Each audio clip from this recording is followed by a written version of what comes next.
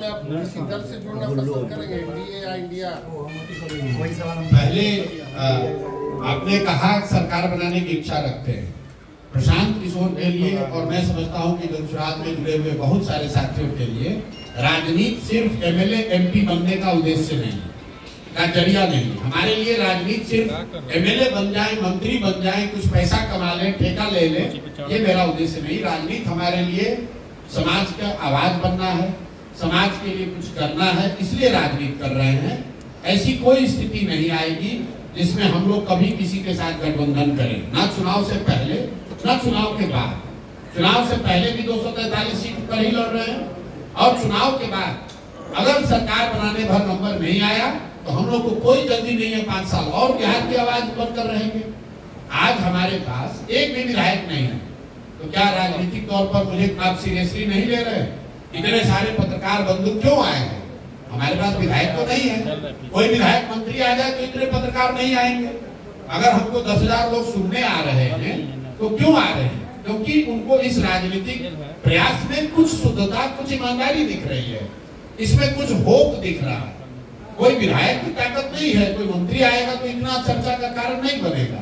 और ये ताकत प्रशांत किशोर की नहीं है, ये ताकत इस प्रयास की है जिसमें पहली बार बिहार के एक बड़े वर्ग को कहीं न कहीं उम्मीद की किरण दिख रही है कि शायद बिहार में भी सुधार हो जाए, शायद बिहार भी देश के अन्य राज्यों की तरह विकास के रास्ते पर आ जाए। ये उस सोच की, ये उस होप की ताकत है। तो आप बिल्कुल लिख लीजिए, निश्चित हो जाइए, जनसुराज अपने दम पर चुनाव लड़ेगा, अपने दम पर चुनाव जीतेगा। अगर किसी वजह से नहीं जीते तो विपक्ष में बैठेंगे, घर पर बैठना मंजूर होगा, लेकिन किसी के साथ समझौता नहीं करेंगे। एक और सवाल है, अभी हाल के दिनों में जो मैंने कहा था कि सवाल इस मंच में बैठे हुए सारे लोगों से आप लोग कर सकते हैं, आप हम ही को नहीं रहा।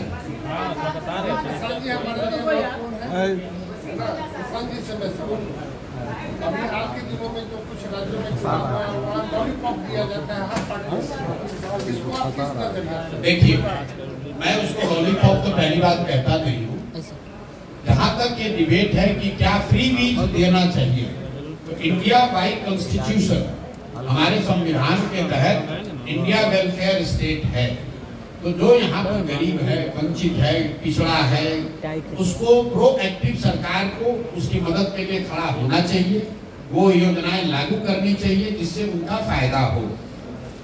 लेकिन जब आप फ्री बीज दे रहे हैं तो इतना आपको जरूर करना है कि अगर आपके जेब में 100 रुपया है तो आप 300 रुपए की बात तो नहीं कर सकते हैं। तो आप जनसुराज की 5 जो बातें हैं उसको देख लीजिए। हम लोग बच्चों की पढ़ाई की बात कर रहे हैं जो फ्री बीज नहीं है। हम लोग ये कह रहे हैं कि 60,000 करोड़ रुपया जो सरकार खर्च कर रही है शिक्षा के नाम पर, उसको अगर बेहतर तरीके से खर्च किया जाए तो देश का सबसे अच्छा शिक्षा व्यवस्था बिहार में बनाया जा सकता है। दूसरी बात हम लोग क्या कह रहे हैं, हम लोग ये कह रहे हैं कि हम लोग महिलाओं को रोजगार देने के लिए कोई फ्री भी नहीं देंगे, उनको लोन बैंकों से दिलवाएंगे सरकारी गारंटी पर, और उस पर भी उनको 4% ब्याज लोगों को देना पड़ेगा, 6% ब्याज सरकार भरेगी। तो 6,000 करोड़ रुपया के बजट से 1 लाख करोड़ रुपया हम लोग महिलाओं तक पहुंचा पाएंगे रोजी रोजगार के लिए। तीसरी बात हम लोग कह रहे हैं कि मनरेगा को कृषि से जोड़ेंगे, इसमें भी 1 रुपया सरकार का नहीं लगेगा। जो मनरेगा का पैसा आ रहा है या दिल्ली में हम लोग सरेंडर कर रहे हैं, उसी मनरेगा के पैसे से हम लोग मजदूरों को कृषि से जोड़ेंगे, ताकि हर वो किसान जो नकदी की खेती करना चाहता है उसको मनरेगा के तहत मजदूर मुफ्त में मिले। उससे मनरेगा का भ्रष्टाचार खत्म होगा, किसानों को फ्री में मजदूर मिलेंगे, और खेती किसानी से वापस कई लोग बड़े पैमाने पर जुड़ेंगे, और खेती आधारित पलायन भी रुकेगा। सिर्फ एक ही फ्री भी हम लोग कह रहे हैं, वो कह रहे हैं 60 वर्ष से ज्यादा उम्र के महिला पुरुष को, दिव्यांग और विधवाओं को उसमें जोड़ लीजिए, जिसको आज सरकार 400 रुपया भत्ता देती है, पेंशन देती है। हम लोग कह रहे हैं कि उसके जगह हम 2,000 देंगे, और उसका बजटरी प्रोविजन मतलब टोटल साल का खर्चा आएगा करीब 12,500 करोड़। तो 3 लाख करोड़ के बजट में 12,000 करोड़ रुपया अपने उन साथियों के लिए जो 60 वर्ष से ज्यादा उम्र के हो गए। मुझे लगता है कि ये संविधान की जो वेलफेयर स्टेट की परिकल्पना है उसके अधीन है। इसके अलावा हम लोग कोई वादा फ्री बी का नहीं कर रहे हैं। तेजस्वी यादव राजद वाले कर रहे हैं कि हम लोग 2500 रुपया माई बहन योजना में दे देंगे।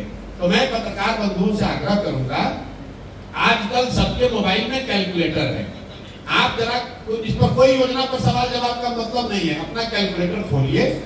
बिहार में 6 करोड़ महिलाएं हैं, 6 करोड़ महिलाओं में अगर 1 करोड़ बच्चियों को हटा भी दे तो 5 करोड़ हुआ। 5 करोड़ महिलाओं को अगर हर महीने आप 2500 रुपया देंगे तो साल का करीब करीब 1.5 लाख करोड़ रुपया हुआ बजट। बिहार सरकार का अभी बजट आया है 10 दिन पहले, योजना बजट ही है 1 लाख करोड़। तो तेजस्वी यादव ये कह रहे हैं कि हमारे पास है 1 लाख करोड़, खर्चा अगर सब बंद भी हो जाए तो कह रहे हैं उसमें हम दे देंगे आपको 1.5 लाख करोड़। ये फ्रीबी वाली बात हुई, जबकि आप जान रहे हैं कि आपके पास पैसा नहीं है। लोगों को विशुद्ध तौर पर मूर्ख बनाने के लिए कुछ भी कहे जा रहे हैं। आप पत्रकार होने के नाते ये भी समझ लीजिए कि देश में दिल्ली और गोवा जैसे 2-4 राज्यों को अगर आप छोड़ दें तो कोई भी राज्य, केरल, तमिलनाडु, महाराष्ट्र, कोई राज्य अपने राज्य के आधी आबादी को 2500 रुपया प्रतिमाह नहीं दे सकता है। बिहार की तो बात ही छोड़ दीजिए, बिहार तो सबसे गरीब है, जो सबसे धनी राज्य है वो भी नहीं दे सकते हैं, क्योंकि किसी भी सरकार के पास 1 लाख 1.5 लाख करोड़ रुपया साल का एक योजना में फ्री में बांटने के लिए नहीं है। तो कहीं आप सुनते हैं कि लाडली योजना या झारखंड में योजना, वहां पर भी 2500 रुपया हर महीना को नहीं दिया जा रहा है, वो कंडीशनल ट्रांसफर है।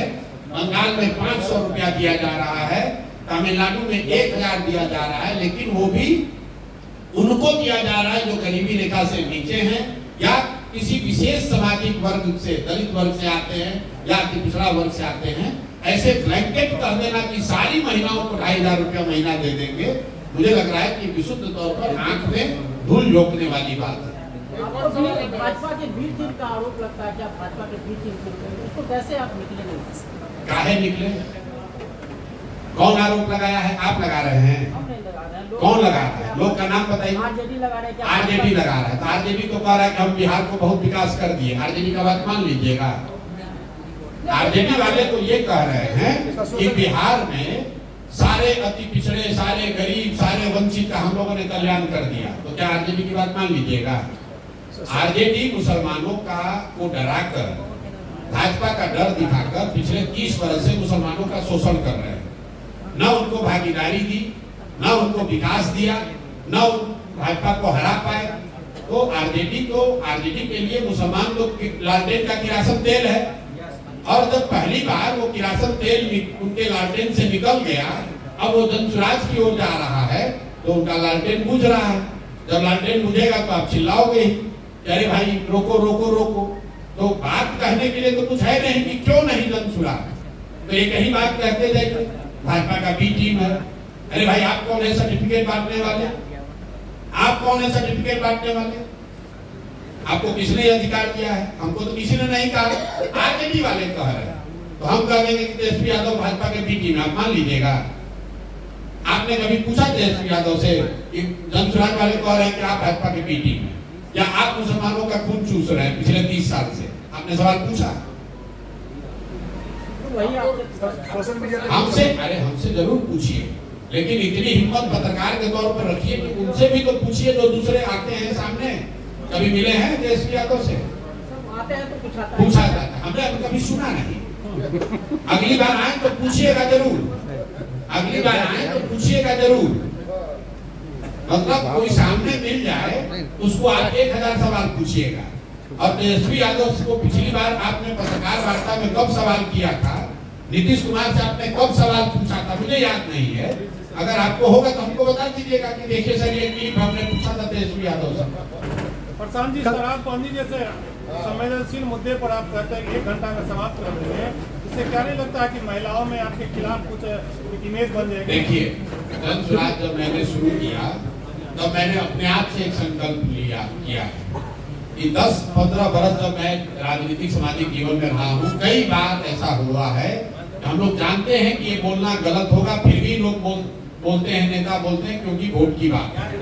तो मैंने ये संकल्प लिया है कि मैं इस पूरे अभियान में बोलूंगा वही तो सही होगा, चाहे वोट मिले या ना मिले।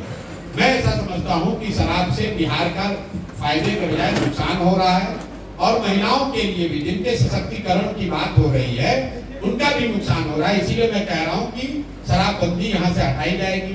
पहली बात तो बिहार में शराबबंदी है ही नहीं। शराबबंदी के नाम पर खाली शराब का दुकान बंद है, शराब बंद कहाँ है? शराब तो हर घर में बिक ही रहा है, तो किस फायदे की बात कर रहे हैं? और आप तर्क की बात छोड़ दीजिए, आप लोग सब पत्रकार हैं, आप लोग जरा भाजपाइयों से पूछिए कि भाई इतना अच्छा अगर महिला सशक्तिकरण का विकास का मॉडल शराबबंदी है, तो ये बढ़िया वाला मिठाई तुम लोग खाली बिहार के लिए क्यों रखते हो? देश में क्यों नहीं लागू कर दे रहे हो भाई? देश में भी तो भाजपा की सरकार है। अगर शराबबंदी से ही सब फायदा है, तो ये फायदा सिर्फ बिहार के लोगों को क्यों दिया जा रहा है? उत्तर प्रदेश में योगी जी क्यों नहीं लागू कर दे रहे हैं इसको? आप ये सवाल पूछिए तो सही, सारा हेकड़ी हवा हो जाएगा। अरे बिहार के बच्चों के से मजदूरी करा रहे हो, उसको सूखा नशा हो रहा है, उसकी तुमको चिंता नहीं है। तुम तो कहोगे कि शराबबंदी अच्छी है। शराबबंदी अगर अच्छी है, मान लिया बात को, मान लिया कि गांधी ने कहा, एक तो सब बात को मैं खारिज करता हूँ, लेकिन बहस के लिए एक बार मान लीजिए कि गांधी जी ने कहा था। गांधी जी ने खाली बिहार के लिए कहा था कि पूरे देश के लिए कहा था? तो पूरे देश में क्यों नहीं लागू करते हो?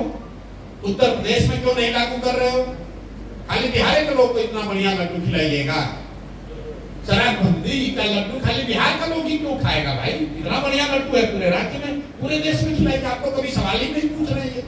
रोज ये कहे जा रहे हैं प्रशांत किशोर कह रहे हैं शराबबंदी। अरे भाई भाजपाइयों को पकड़िए, भाजपा का जो डिप्टी सीएम उनको पकड़िए और कहिए कि सर शराबबंदी से इतना फायदा बिहार में हो रहा है, तो यूपी के लोगों को काहे वंचित किए हुए हैं? उनको भी तुरंत इसका फायदा दिलवाइए। जाके धरने पर बैठ जाइए, मोदी जी अगली बार आते तो जरा कहलवा दीजिए कि पूरे देश में शराबबंदी लागू हो जाएगा। दम दिख जाएगा। अभी अगर दम है भाजपाइयों में तो उनसे कहिए कि जरा कर दे कि पूरे देश में शराबबंदी लागू हो जाएगा। क्योंकि गांधी जी ने कहा था, जैसा वो दावा कर रहे हैं। गांधी जी खाली बिहार के लिए कहे थे। बिहार के लोगों को मूर्ख बनाने का और कोई उपाय नहीं है। फैक्ट्री बिहार में क्यों नहीं लगेगा? इसलिए नहीं लगेगा कि फैक्ट्री बिहार में लगेगा तो 12,000 रुपया में मजदूरी करने के लिए गुजरात में मजदूर आएगा कहां से? यहाँ शराबबंदी लागू नहीं रहेगा तो बिहार का आदमी पीछे रहेगा कैसे? 20,000 करोड़ का साल का नुकसान नहीं होगा तो हम लोग केंद्र के सामने जाकर हाथ क्यों फैलाएंगे? पटना सेंट्रल यूनिवर्सिटी बनना चाहिए, इसकी क्या जरूरत है? शराबबंदी नहीं होगी, 5,000 करोड़ रुपया लगाकर बिहार अपने दम पर सेंट्रल यूनिवर्सिटी बना सकता है। क्या जरूरत है भीख मांगने की दिल्ली से? सर वक्फ को किस प्रकार देख रहे हैं, जिस प्रकार देश में माहौल सजा हुआ? वक्फ के खिलाफ हैं, लेकिन जब इतिहास लिखा जाएगा तो वक्फ के कानून बनाने का एकमात्र दोषी नीतीश कुमार होंगे, क्योंकि आज उन्हीं के पास वो 12 सांसद हैं जो अगर वोट न करें तो वक्फ का कानून न बनेगा। तो जितने लोग आज नीतीश कुमार से जुड़े हुए हैं, खासकर मुस्लिम वर्ग के नेता, आपके माध्यम से उनको खुली चुनौती दे रहा हूं कि तुम अगर मुसलमानों के हितैषी बनने का दावा कर रहे हो तो अपने दल के नेता नीतीश कुमार को बोलो कि वक्फ के कानून पर वोट न दें।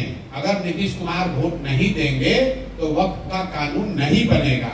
तो सबसे बड़ा दोषी नीतीश कुमार है, और उनसे भी बड़े दोषी वो लोग हैं जो मुसलमान साथी हैं, जो आज भी जदयू में बने हुए हैं, अपने व्यक्तिगत लाभ के लिए मुंह नहीं खोल रहे हैं।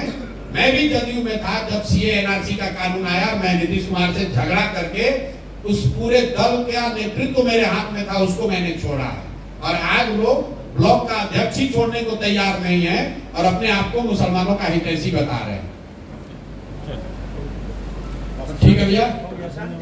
सवाल है, एनडीए बार-बार 2005 के पहले का जो जिक्र करता बिहार में हवा बना रही है, ये क्या मकसद है? चुनाव में क्या? अरे भाई क्यों आरजेडी वाले कह रहे हैं कि दत्त स्वराज वाले बी टीम?